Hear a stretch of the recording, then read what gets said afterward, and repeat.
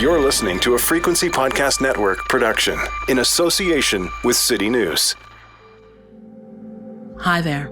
A quick warning. This episode deals with domestic violence and discusses details of abuse. Please listen with care. It's impossible not to be shocked by the events that took place in rural Ontario on September 22nd, 2015. 3 women, Anastasia Kuzyk, Nathalie Warmerdam, and Culleton, all killed within hours of each other by one man. 7 years later, a coroner's inquest has now been completed. 86 recommendations have been brought forward. What we do with those recommendations might very well be the key to ensuring a tragedy like this doesn't happen again. Today, we're going inside the inquest to unpack some of the key and surprising recommendations that were made and get into what happens next for lawmakers and for us. I'm Garvey Bailey. This is The Big Story. My guest today has been following this story over the past 7 years. Sarah Boesveld has written about the Renfrew County murders for Chatelaine magazine, and Sarah's with me today. Hi, thank you for having me. So let's start at the beginning. What prompted an inquest into the deaths of these 3 women? So the morning of September 22nd, 2015, a man named Boesveld left his home and drove to a cottage where his friend, I guess used to be his partner in a weird way, Culleton, had been living. And he entered into her home, killed her with a coaxial cable, and moved on to kill 2 other partners, former partners of his. Next was Anastasia Kuzyk, who lived in Wilno, Ontario, and he shot her. And then he moved on to Nathalie Warmerdam's home, and he shot her as well. That led to a huge manhunt in Renfrew County, and he was eventually captured and charged with 3 counts of first-degree murder, and he was convicted in November 2017 and sentenced a month later. This triple homicide is very rare. It is what we call a domestic homicide, so it involved 3 former partners of one person. Pretty extensive trauma to the community and obviously the families. But what it also did was expose a lot of systemic problems in how intimate partner violence is dealt with leading up to a trauma as horrific as a triple homicide to happen in one morning in one community in rural Ontario. Sadly, these intimate partner homicides, domestic homicides, they continue and have continued at a great rate. Since then, the pandemic has made them worse. This case really crystallized what happens when there are systemic issues, when there are many aspects of intimate partner violence that are overlooked and not intervened on early enough, and that do end in homicide for people involved in these relationships. It has really been an awful tragedy for the community and for the province, and really nationwide this has been happening. Yeah. Can you tell me a little bit more about these women? Who were they to their communities and to their families? Well, I'll start with Nathalie Warmerdam, who was the 3rd woman to be killed that morning, but had the longest relationship with Boesveld. So Nathalie Warmerdam was mother of 2 children, and she was a hospice nurse. She was very involved in our community. She volunteered in the library in Eganville, which is in Renfrew County. She had a little hobby farm, she had chickens.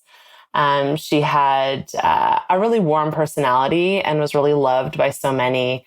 And she really wanted to help. And she really saw Boesveld as someone who maybe did need a little bit of a hand, a loving partner. She did care for him deeply. They had a relationship that was obviously quite volatile, but one in which she really believed that he was the victim of a lot of circumstances, and she really tried to help him.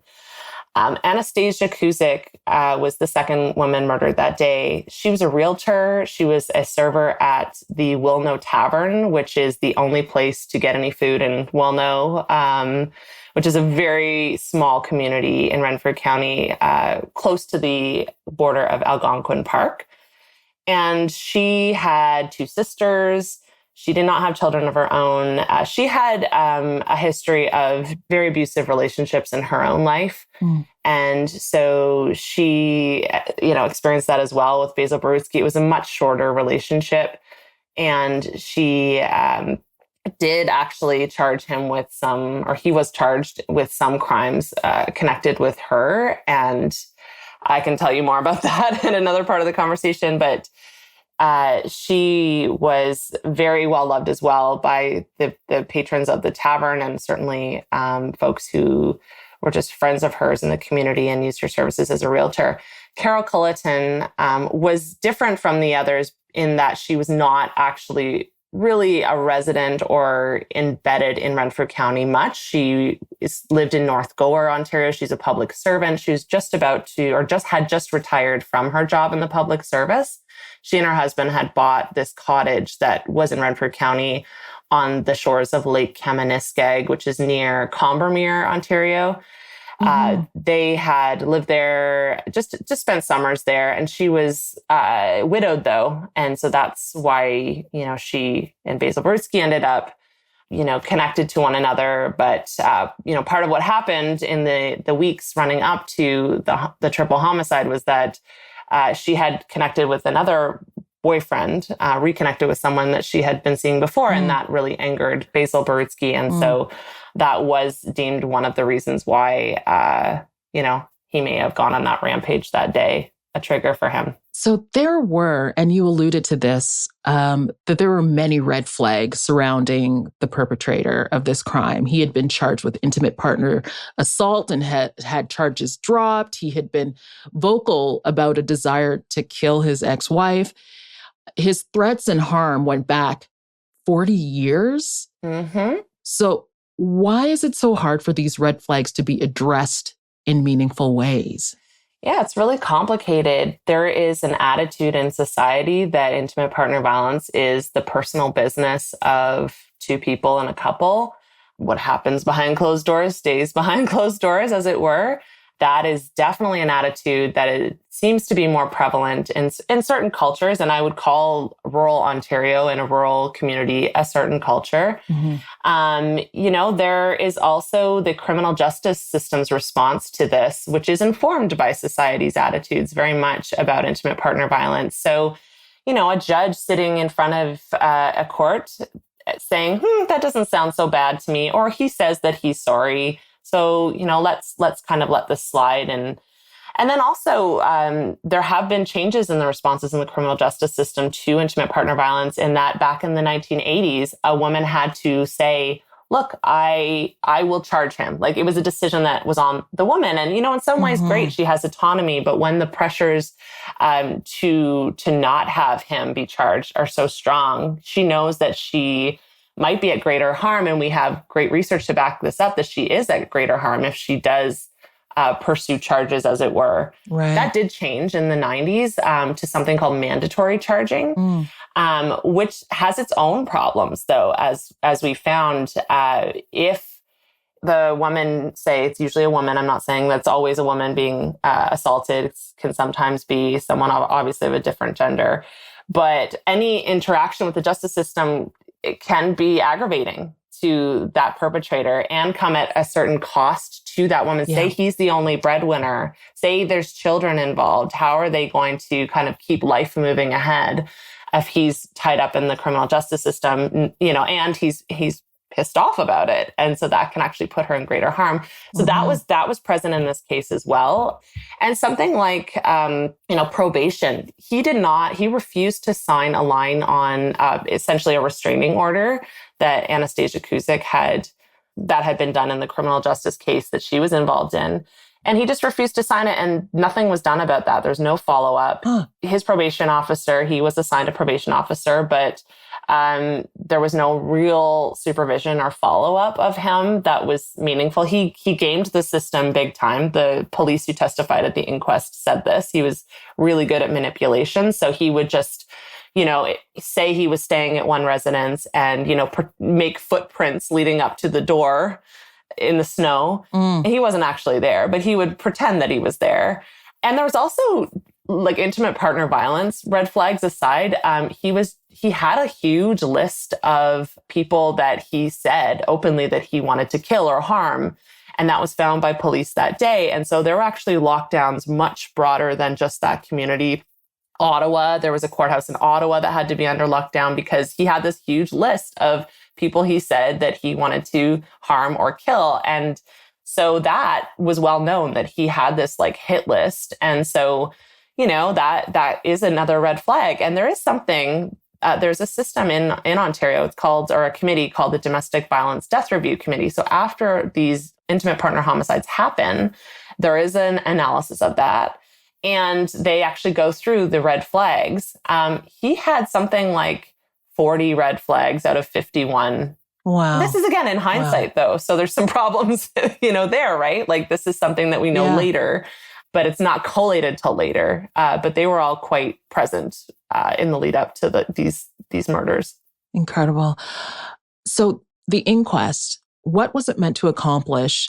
And if you could just take us inside what the inquest, like who is involved? How does an inquest like this work? Yeah, so this is a coroner's inquest. So the coroner, obviously, has its role of kind of dealing with deaths of any manner in Ontario. They have a responsibility or an option. They don't have to call an inquest on every death, of course. But if they see that there are some issues and some potential things to investigate as to how can we prevent these deaths in future, then they take a close look at it. So there was a coroner's inquest called into this triple homicide. And it involved the coroner as the counsel, like the chief lead counsel. Mm-hmm. And it had people who could have something called legal standing. So that was End Violence Against Women, Renfrew County. That was essentially the sexual assault center in Renfrew County and the shelters and the victim services. They got involved because a lot of the systemic problems affect them and the population that they serve. And then Valerie Warmerdam, who is the daughter of Nathalie Warmerdam, also had legal standing. So what standing really means is that they can stand up and ask questions. So witnesses are called kind of like in a criminal trial, mm-hmm. and there's a jury kind of like in a criminal trial or say a civil trial, of course. But it's different in that it's not about finger pointing per se or finding blame or fault. It's more about really looking at the systemic problems and just putting a fine-tooth comb on it, asking questions about sort of what is supposed to happen, what did happen in the circumstance, and how can we look at doing it better. And so the job of the jury at the end of the 3 weeks, it was 3 weeks long, was to really come up with some recommendations so that the province, the federal government, other, systemic bodies, even the coroner's office, what could be done that would be different to potentially protect other folks who are subject to intimate partner violence? How do we prevent these deaths from happening in the future? So that is the scope of the coroner's inquest. Okay. And the jury did come up with a huge slate of recommendations that were, of course, informed by what those other three parties had suggested too, based on what was heard. So there were 72 recommendations. That was what the three parties put together. Mm-hmm. Right. But then the jury accepted all of them. Mm-hmm. And then added 14 more. Yeah, that was pretty stunning, actually. Now, how common is that in an inquest? What does that say about this jury? Well, I'm not sure how common it is. This is the only inquest I've covered in depth, in any depth. But the jury was really amazing to watch. It was 5 regular folks from Renfrew County. And the other thing about this inquest is that they're not always held in the community. They can be held in, a boardroom in Toronto or Ottawa, like the major cities. But it was really particular to this community. It was really unique in that they really involved the community in this inquest. There was a community consultation that happened before. And they physically had it in Pembroke, Ontario, which is probably the biggest town in Renfrew County, which is just west of Ottawa. And extremely rural, huge, the size of Prince Edward Island. And so these are just regular folks called the same way that most juries are called. Like if you get a jury notice in the mail, that's how folks are selected. And then they sat and listened to all this testimony, and it was really amazing. They had the opportunity to ask questions of the witnesses, and these were witnesses like that were the police, that were people from probation, that were people from like the chief firearms office, and experts on intimate partner violence. So they really learned a lot about the nuances and dynamics of this type of violence, maybe for the first time ever. And so they were extremely engaged. And then they went away and deliberated for, about a day or so with the 72 recommendations to work with, and came up with some more based on what they were hearing and questions and concerns they had. And their recommendations were very impressive. And, some of them, you wonder how realistic it would be. But if you were kind of coming at these issues for the very first time, and some of them were quite creative and really meant to sort of turn the dial on this issue and change things for the better. They really seemed passionate about that. Can you tell me one of those creative sort of recommendations that came from the jury? Because we're going to get into some of the nitty-gritty of the recommendations, but because you said this, I'm curious now what the juries came up with. Yeah, so the very first one, number one recommendation of that huge number 86 all told, was asking the province of Ontario to declare intimate partner violence as an epidemic in Ontario. And sure, you could look at that and say, those are words, right? That's hopefully an easy thing for the province to do. You make a declaration.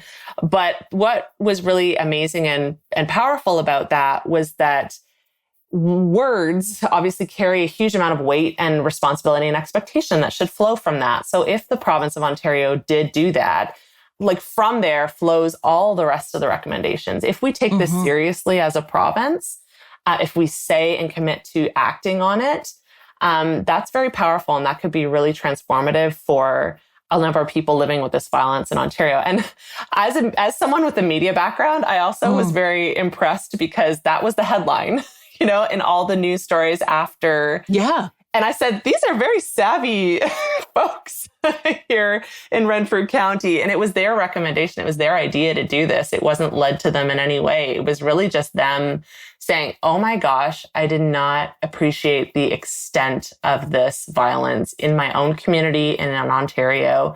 It was said at the inquest during testimony that 111 more women and girls have died in Ontario since this triple homicide in September 2015. And I mean, that's a lot. That's a lot. And the pandemic has made it worse. And because of isolation, and the well-intentioned stay-at-home order, right? Like, let's protect people from COVID. But, isolation is a gift for abusers. And a lot of tracking online, if everything's virtual, that's easy for an abuser to track.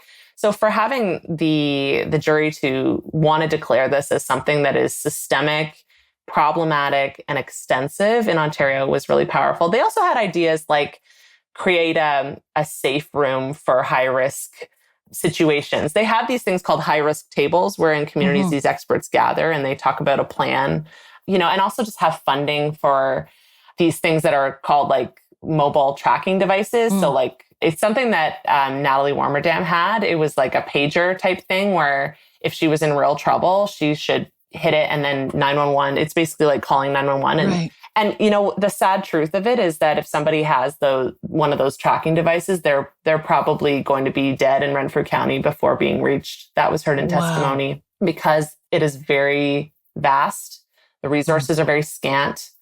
But that was their idea to like make sure that funding is there and extensive for something like a tracking device.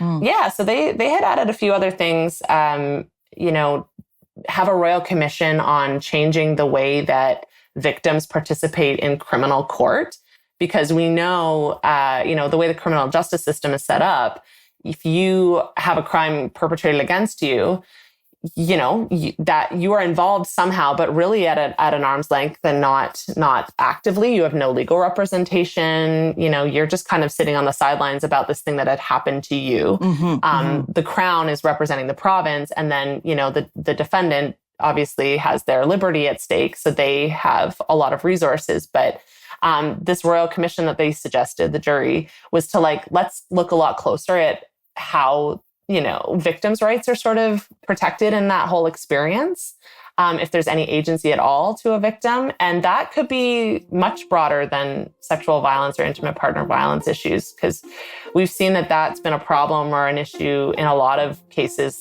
involving sexual assault and domestic violence too. So these ideas have been pretty interesting, transformative. They really need political will to be acted upon, though.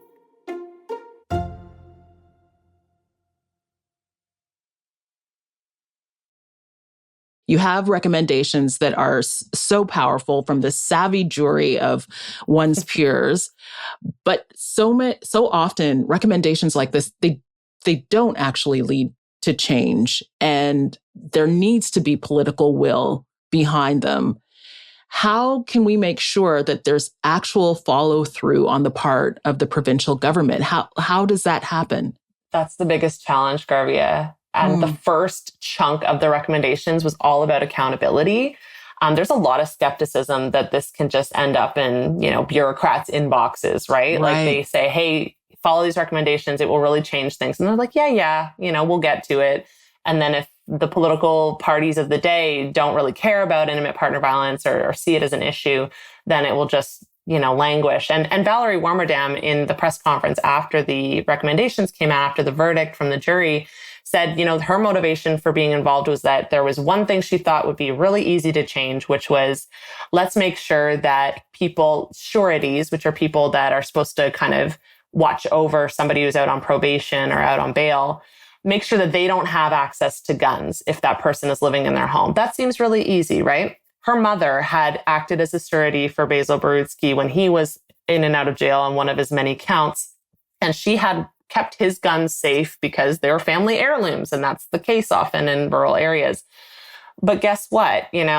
He had easy access to weapons and could threaten her with them all the time. She thought that would be a very easy thing to change. Let's just change the rules to make sure that these guys do not have access to weapons if they're out on bail via, their partner or somebody else. Didn't she do her research before getting involved in this inquest process and found that very same recommendation in the May Isles inquest, which was an intimate partner violence coroners inquest from the 90s? Wow. Has that changed at all? No, nothing's changed. She was furious. She's angry, and rightly so. There needs to be political will that changes things. And there have been changes in the past from these inquest reports. The Domestic Violence Death Review Committee is one that has come from a prior inquest. But, there needs to be action that is easy to take or very hard to take, transformative to take. There are a lot of recommendations in here that won't be that difficult if, there is just some motivation. Ideally, even the local MPP in this riding would take some real action. I was live tweeting this inquest as often as I could. And I would often tag those MPPs and ministers that are in charge of these issues. They need to really take this on. And some of these things could be really, cost saving, and also, just something that would help the systems run a bit better. Like, how come government bodies and ministries don't talk to each other? There's so much siloing that happens. And I think a lot of our experiences in life, but certainly in government, a lot of the people that really need help dealing with intimate partner violence are also accessing welfare, social assistance, are also struggling to access housing. And a huge problem in rural Ontario with these issues is that there's no transportation to get from point A to point B. It's very isolating. There is access to guns very easily. There are things that can be changed that are quite simple in terms of investments that could change things for folks and really be transformative. One of the recommendations that I really liked and thought was pretty powerful was stop funding services for women fleeing violence as if they're just projects. These are people's lives. They have to reapply for funding every year, and they are burnt out trying to support survivors in the community. And they're very under-resourced. And another one is that even just funding in governments in general, the way it works is per capita. So not that many people live in Renfrew County compared to Toronto. Toronto gets a lot of money. And sure, we need a lot of money here in Toronto to fund a lot of things. And we're starved for a lot of resources too. But out there, the needs are incredible. And because there's few people living there, they get scraps in terms of resources. So that needs to change as well. So I mean, these are things that can be done with the stroke of a pen in Toronto at Queen's Park, in Ottawa at Parliament Hill. Sure. And they just need a real champions. And so part of what I've been interested in following this inquest, I think it's really possible if we're allowed enough about these issues, if we understand that they are affecting us in our communities, in our families. And I honestly, that is actually something that came out of the jury. They realized that this had been happening in their own families, in their own communities, and just had not seen and appreciated the extent of it in the ways that are factually true, that so a sister-in-law or a partner of a friend, that this is happening to them. And if things don't get intervened on early enough and actively enough, potentially could end in this horrible violence that shook the entire, expanse of Renfrew County and continues to. And I think, and I hope that this process of the inquest has been healing in some ways, but there's a lot in terms of how to act on this. Perpetrators were addressed in the recommendations. And I just want to know about the importance of that and how that is meant to shift the needle, move the mark on this.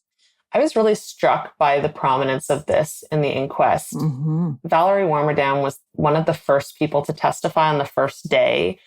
And when she talked about her experience of this and what she really cared about, it was, let's get help for people like Boesveld Barutsky and those who are perhaps not as extreme or as damaged. But she saw him as a human being, not a monster necessarily, despite this horrific act that he took on that day. How could someone who is at risk of perpetrating such violence get some help earlier?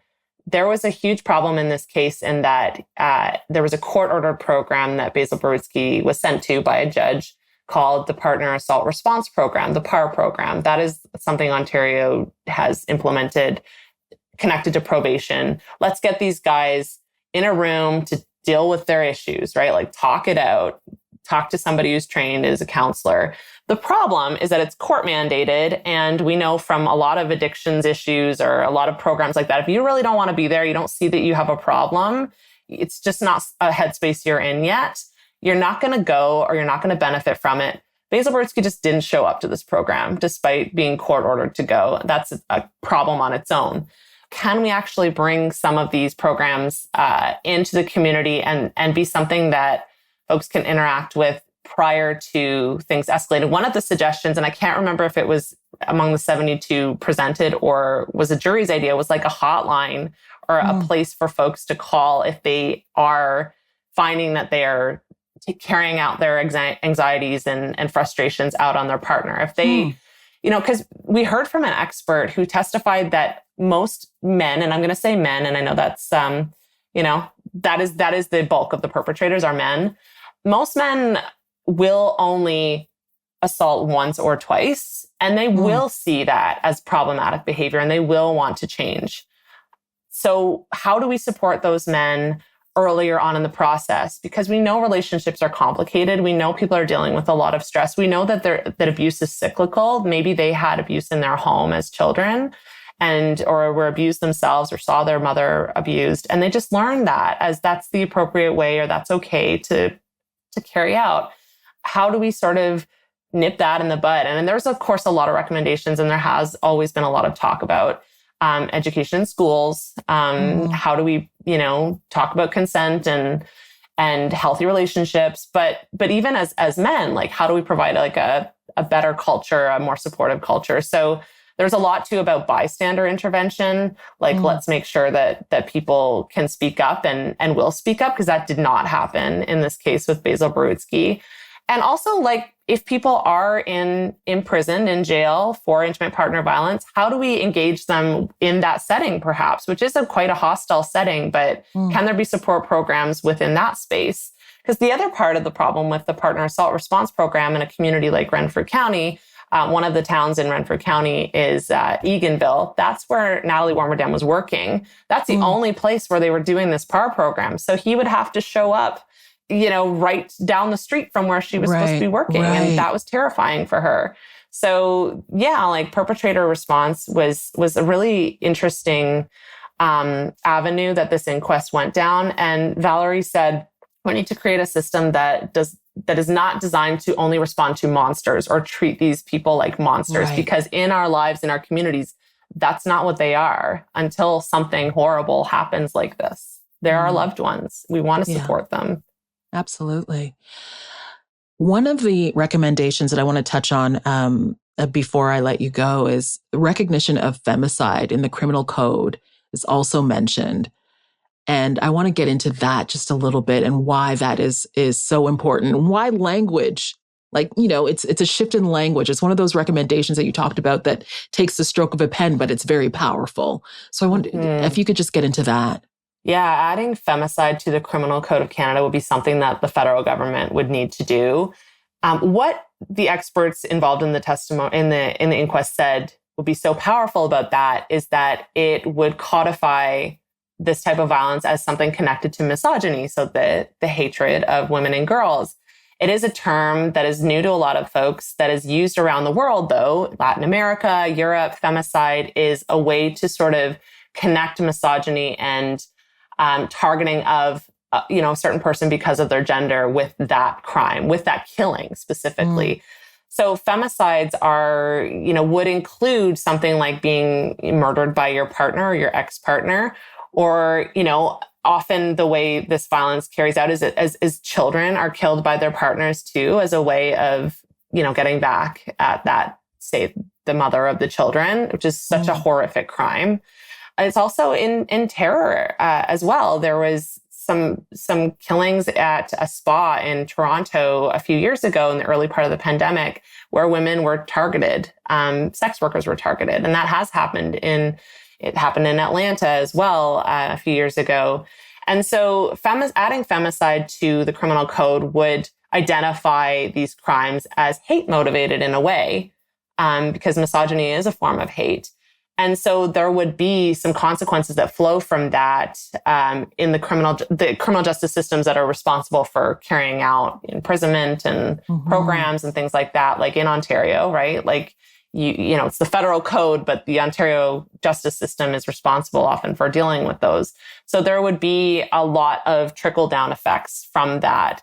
And maybe the impacts on the communities and the perpetrator would be a bit different than dealing with a sort of typical homicide track. Because the other frustrating thing is when there's a domestic homicide, it is not called that early on. In media reports, it's just like, there's no risk to the public. This was a private, it just reinforces, and now we've come full circle on it being a private matter. Right. And that's problematic for a lot of reasons. It keeps this hidden. It keeps this something that is not acknowledged as a real systemic problem, and it keeps people perpetrating it. Last question. This feels like a very important case, a very important inquest. So for you as a journalist, why is it important to be there to document it and be in the moment? Well, Garvey, I hate to say this, but there are very few journalists paying attention to intimate partner violence in this country. There are obviously a lot of problems in this world. Democracy is dying. Sure. There's been a global pandemic. Sure. Anti-Black racism is rampant, and Indigenous issues, and so on and so forth. This is something that actually touches on so many other aspects of our society as well, affordability, poverty. And so I see this as an issue that needs to be part of the conversation in a way that it has not been. These women deserve to be alive still. These families deserve to be protected from the trauma that affects so many beyond just that intimate partner relationship. It affects communities. And that has been very clear in Renfrew County. This has been highly traumatic for everyone there. And it has lingered nearly 7 years later. I covered this initially for Chatelaine when I was a senior writer there. And it has just haunted me, this story. It has just stayed with me as something that was so entirely preventable, complex, nuanced, to be sure. But those are the stories that we need to be looking at closely, and especially when there is something that can be done to prevent future homicides, there is action that can be taken.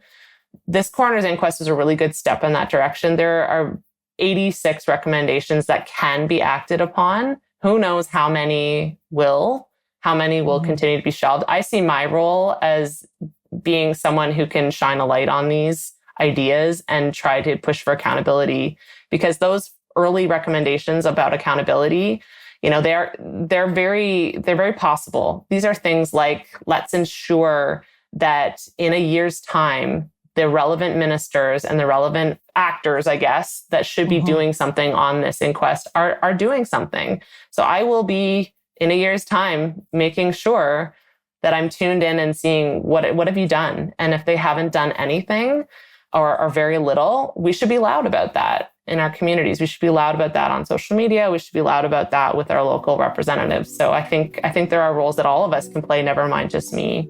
But sort of shining a light on it and being engaged with it, I felt has been important to do. Thank you so much for doing exactly that, Sarah. And thank you so much for being with us here today on The Big Story. Appreciate your time. Well, thank you for having a segment on this. I really appreciate it too. Sarah Boesveld is a freelance journalist. You can find her byline in Flair, Today's Parent, Refinery 29, The Local, and many others. Sarah has written multiple pieces on the Renfrew County murders for Chatelaine magazine. That was The Big Story. For more, head to thebigstorypodcast.ca. Find us on Twitter at thebigstoryfpn. Talk to us anytime via email, hello@thebigstorypodcast.ca. And of course, you can call us at 416-935-5935. If you're able to review this podcast, please do so. It'd be really nice to hear from you. I'm Garvey Bailey, sitting in for Jordan Heath Rawlings this week. We'll talk tomorrow.